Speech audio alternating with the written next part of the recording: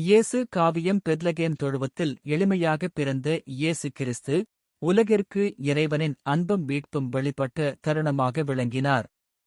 விண்ணகத் தூதர்கள் அறிவித்து இந்த நற்செய்தியைக் கேட்ட இடையர்கள் திருக்குழந்தையைக் கண்டு மகிழ்ச்சியுடன் வணங்கினர். சென்ற வார உரையில் மீட்பரின் பிறப்பிற்காக உலக அரசியல் சூழல் எப்படி மாறியது என்பதையும் பெத்லகேம் நோக்கிய அந்த புனித பயணத்தையும் கண்டோம். அதன் தொடர்ச்சியாக இன்று அகில உலகையும் ஆள வந்த அரசர்க்கரசர் இயேசு கிறிஸ்து ஒரு மாட்டுத் தொழுவத்தில் எளிய கோலத்தில் அவதரித்து உன்னத நிகழ்வையும் அந்த நற்செய்தி இடையர்களுக்கு அறிவிக்கப்பட்ட தருணத்தையும் காண்போம். கடவுள் மனிதனார். தங்கள் நகரில் தங்கிட வந்த சூசையப்பரும் துணைமறியாளும் அந்த நகர் முழுதும் ஆட்களால் நிரம்பி அமருவோர் இடமும் அமையா திருந்தனர்.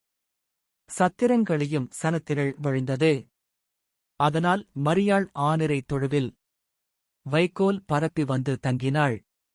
பிள்ளைபெர் ரெடுக்கும் பேறுகாலத்தைக் கள்ளமில் மரியாள் காணுங்காலை வானில் தூதன் வளம்பெறத் தோன்றி ஆயர் மக்களை அழைத்தனன் ஆங்கே. ஆயர் மக்களே, ஆயர் மக்களே, அருள்மொழி வல்ல திருவவதாரன், பாவங்கள் நீக்கும் தேவகுமாரன், கைத்துணி ஒன்றில் கண்களைத் திறந்து ஆனிரைத் தொழுவில் அவதரித்துள்ளான்.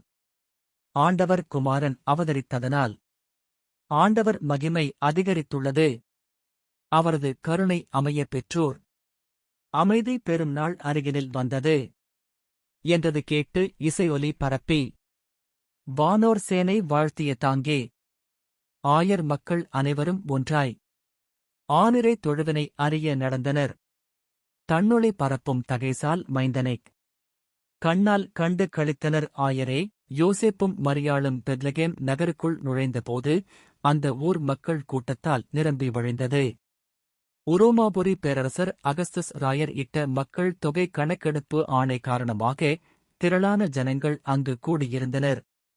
அனைத்து சத்திரங்களும் இல்லங்களும் ஏற்கனவே ஆட்களால் நிறைந்திருந்ததால் தங்குவதற்கு ஒரு சிறிய இடம் கூட அவர்களுக்கு கிடைக்கவில்லை. வசதி படைத்தவர்கள் இடம் பிடித்திருக்க ஏழ்மையான நிலையில் இருந்த இந்த தூய குடும்பம் ஒரு புகலிடத்தை தேடித் தவித்தது. இறுதியில் ஊருக்கு ஒதுக்குப்புறமாக இருந்த ஒரு மாட்டுத் தொழுவமே அவர்களுக்கு புகலிடமாக அமைந்தது. சத்திரங்கள் கதவடைத்து அந்த இரவில் அகில உலகைப் படைத்த ஆண்டவர் ஓர் எளிய தொழுவத்தில் மனுவுரு எடுத்தார். அன்னை மரியாள் தனது திருக்குழந்தையைப் பெற்று வைக்கோல் பரப்பப்பட்டு ஒரு முன்னணையில் தீவனத் தொட்டி கிடத்தினார்.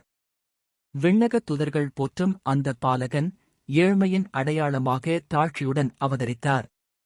அதே இரவில் பெத்லகேம் நகருக்கு வெளியே வயல்வெளிகளில் இடையர்கள் தங்கள் ஆட்டு மந்தைகளைக் காத்து நின்றனர்.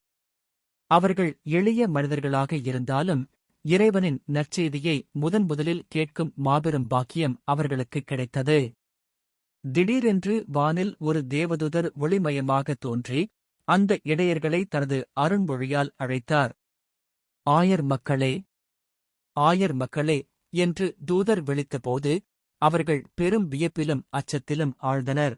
அஞ்சாதீர்கள், இதோ உலக மக்கள் அனைவருக்கும் பெரும் மகிழ்ச்சி தரும் நற்செய்தியை உங்களுக்கு அறிவிக்கிறேன் என்று தூதர் கூறினார். மக்களின் பாவங்களைப் போக்க வந்த தேவகுமாரன் இன்று பிறந்திருக்கிறார் என்ற உண்மையை அவர்களுக்குத் தெரிவித்தார்.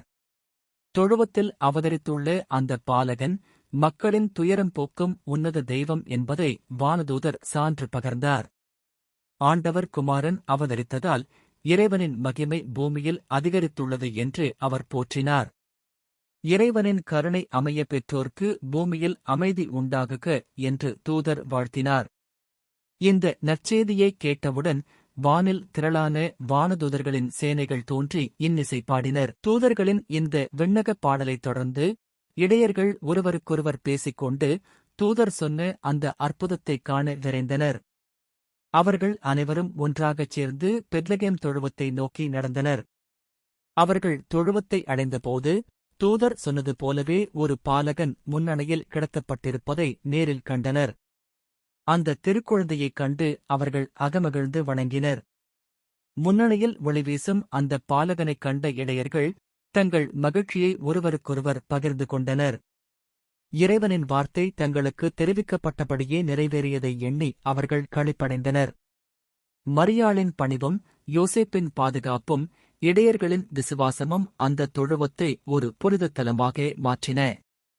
ஏழ்மையின் நடுவே பிறந்த அந்த பாலகன் உலகிற்கே ஒளியை தரும் மீட்பராக விளங்கினார். முடிவாக ஒரு பேரரசரின் ஆணை பெத்லகேம் பயணத்திற்கு வழிவகுத்தது. ஆனால் விண்ணகத் தூதரின் ஆணை எளிய இடையர்களை தொழுவத்திற்கு அழைத்து வந்தது. மரியாளின் கருவில் உருவான அந்த உன்னத வார்த்தை இன்று நமக்காக பிறந்த இம்மானுவேலாக இன்றும் நம்மிடையே குடிகொள்கிறது.